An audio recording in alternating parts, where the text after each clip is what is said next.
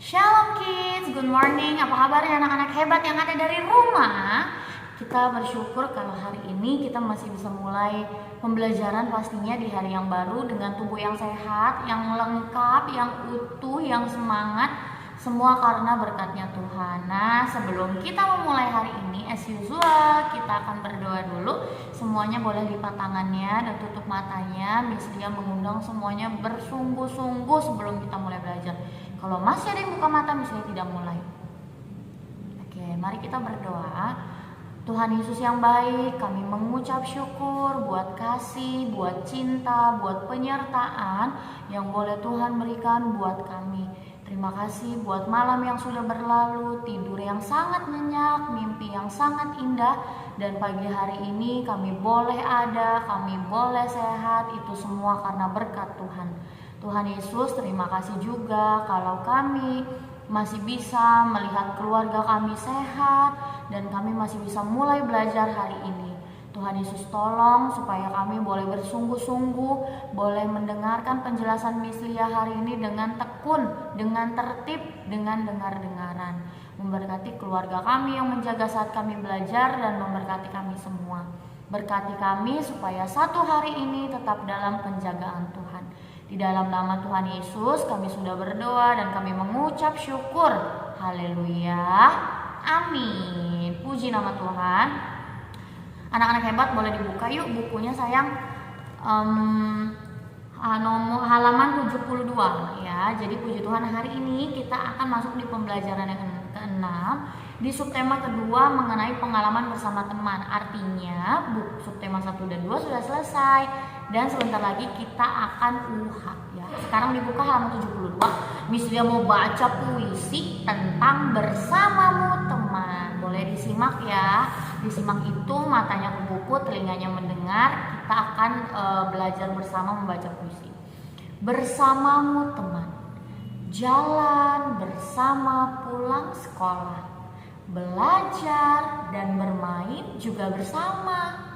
Bersamamu teman tiada akhir, suka dan duka selalu bersama. Semua peristiwa tiada terlupa.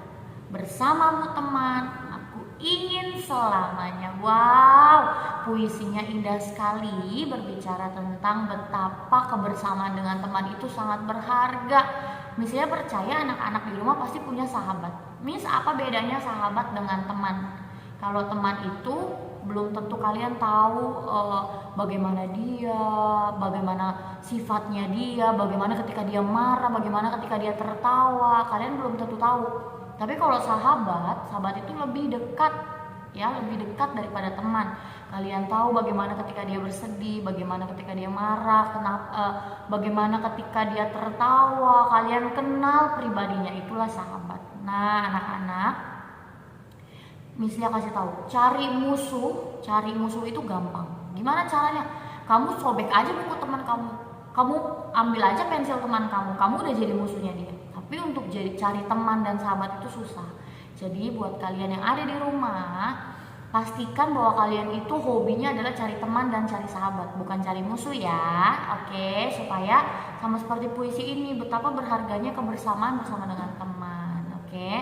Nah, di bagian bawahnya kita skip ya sayang. Sekarang kita lanjut ke halaman berikutnya di halaman 73. Oke. Di halaman 73 di situ sudah ada teks mengenai bersikap adil terhadap teman. Simak bukunya Miss Lia baca, anak-anak matanya ke buku. Matanya ke buku dulu, lalu telinganya mendengar, kita baca bersama pelan-pelan ya. Oke, dari judulnya dulu. 3 2 1. Bersikap adil terhadap teman. Bella, Lina, dan Yudi mengerjakan tugas bersama. Setiap orang bekerja, tidak ada yang bersantai. Semua ingin menyelesaikan tugas dengan baik. Lain halnya dengan Dio. Saat teman-temannya bekerja, Dio asyik bermain. Dio tidak mau mengerjakan tugasnya. Bella, Lina, dan Yudi bersikap adil. Mereka mengerjakan bagian tugasnya masing-masing. Adapun Dio bersikap tidak adil terhadap teman-teman. Dio bersikap sesuka hatinya.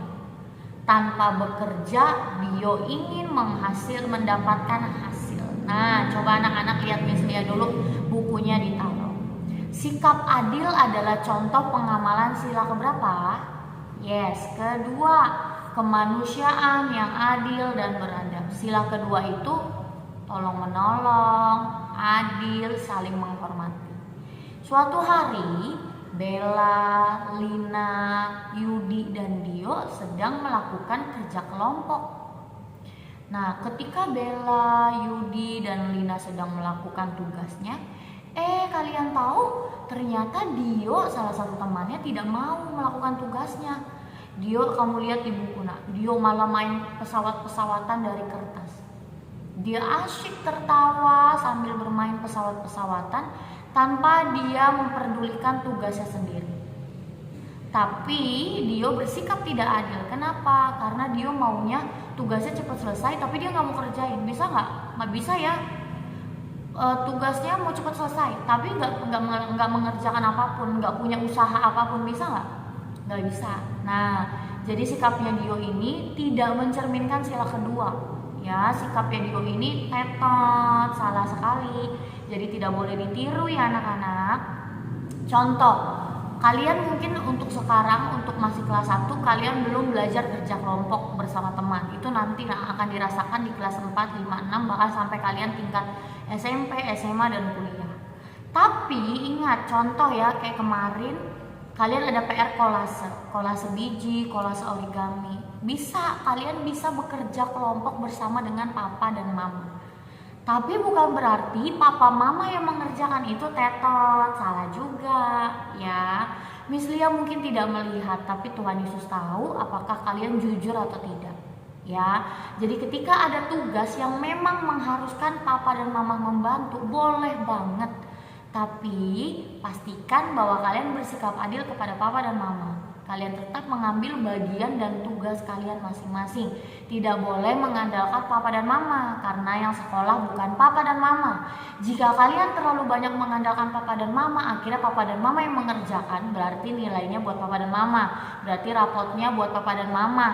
Ya, jadi buat kalian di rumah, kalau buat Miss boleh nggak dibantu papa soalnya aku nggak bisa, boleh, tapi yang pastikan bahwa kalian bersikap adil untuk melakukan tugas kalian dengan bertanggung jawab.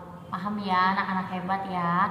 Miss Lia percaya kalian di rumah pasti anak-anak yang hebat dan bertanggung jawab. Miss Lia mungkin nggak lihat sekarang, tapi nanti akan terbukti ketika kalian di kelas 2. Miss Lia akan, bahkan Mister dan Miss yang mengajar kalian akan melihat siapa saja sih yang ternyata anak-anak yang sudah terbiasa mandiri, yang sudah biasa bertanggung jawab. Itu akan terlihat ketika nanti kita akan ketemu langsung di sekolah ya. Jadi biasakan dari sekarang, walaupun dari rumah, pastikan jika kalian bisa kerjakan sendiri, tidak minta bantuan siapapun. Tapi jika kalian tidak bisa, boleh minta bantuan asalkan kalian bertanggung jawab atas tugas kalian ya. Oke, sekarang kita buka halaman berikutnya. Nanti kita langsung ke evaluasi sayang. Halaman 74 nih. Ini Miss Lia skip karena kita sudah pernah lakukan. Anak-anak boleh banget isi untuk latihan soal di malam hari atau habis ini selesai. Miss aku mau latihan soal, boleh nggak? Boleh banget. Miss Lia acungin jempol ya. Sekarang kita ke evaluasi halaman 77. Tapi sebelum itu kalian taruh dulu pensilnya. Miss Lia akan rangkum subtema 2. Oke, anak-anak dengar Miss Lia baik-baik. Kita masih belajar tentang pengalaman. Pengalaman itu apa? Pengalaman adalah kejadian atau peristiwa yang pernah dialami. Apa yang disebut pengalaman kronologis? Pengalaman kronologis adalah kejadian atau peristiwa yang diurutkan berdasarkan waktu. Oke. Ya, sebenarnya hampir sama. Pengalaman itu kan kejadian atau peristiwa yang pernah kamu alami. Tapi kalau pengalaman kronologis itu kejadian atau peristiwa yang diurutkan secara berdasarkan waktu, ya. Oke, lalu kamu belajar tentang huruf besar. Ingat lagi ya nak, Miss Lia ini nggak henti-hentinya ingetin. Huruf besar huruf besar itu untuk awal kalimat dan nama orang. Ingat ya sayang, kalau kata ganti kayak ibu, ayah itu jangan huruf besar, kecuali ibu Bella, ibu diikuti nama orang, itu baru boleh I-nya besar, B-nya besar. Tapi kalau hanya kata ganti ibu, ayah, ibunya ada di tengah tulisannya, ayahnya ada di belakang, berarti tidak usah pakai huruf besar kecuali diikuti nama orang. Oke, kalian juga sudah belajar mengenai tanda baca ya nak, ada 4. Titik artinya berhenti, koma artinya memenggal kata yang sama, nanti ini kita belajar di buku berikutnya. Lalu tanda seru, tanda seru itu untuk kalimat ajakan, kalimat pujian, dan kalimat suruhan. Ada kata tolong, itu kalimat suruhan pakai tanda seru. Kalimat pujian, wah indah sekali bajumu, tanda seru. Lalu kalimat ajakan, ayo main ke rumahku, tanda seru. Ya. Lalu ada tanda titik, tanda koma, tanda seru, terakhir tanda tanya. Tanda tanya digunakan jika di dalam kalimat itu ada kata tanya. Kata tanya itu apa saja, Miss? Apa? Bertanya tentang orang atau benda. Siapa? Oh, itu bertanya tentang orang. Kapan? Bertanya tentang waktu. Di mana? Bertanya tentang tempat. Berapa? Bertanya tentang jumlah. Itu dihafalin karena nanti keluar di UH. Lalu kalian juga sudah belajar mengenai puluhan dan satuan ya sayang. Ingat lagi ya nak, berkali-kali misalnya jelasin gak bosan-bosan. Puluhan selalu ada di depan, satuan selalu ada di belakang jika dia bilangan 2 angka. 35. Yang mana yang puluhan? 3, karena 3 ada di depan, 5 karena 5 ini satuan karena dia ada di belakang. Ya, sebenarnya gampang kalau kamu menyimak semua yang Miss Lia bilang. Lalu kalian juga belajar mengenai kata maaf. Oke, kapan Miss kita menggunakan kata maaf? 1, ketika kita melakukan kesalahan. 2, ketika kita ingin menolak seseorang dengan cara yang sopan. Contoh, Miss Lia mengundang kalian main ke rumah Miss Lia, contoh ya. Terus kalian mau tolak karena kalian mungkin ada kegiatan lain, ada acara lain. Kalian bisa bilang, Miss Lia, maaf aku tidak bisa main ke rumah Miss Lia karena aku harus pergi. Nah, itu bisa untuk kalimat penolakan tapi dalam bentuk yang sopan, ya nah. Oke, jangan lupa juga setelah kalian menulis angka, contoh nomor 1, pakai titik ya, titik.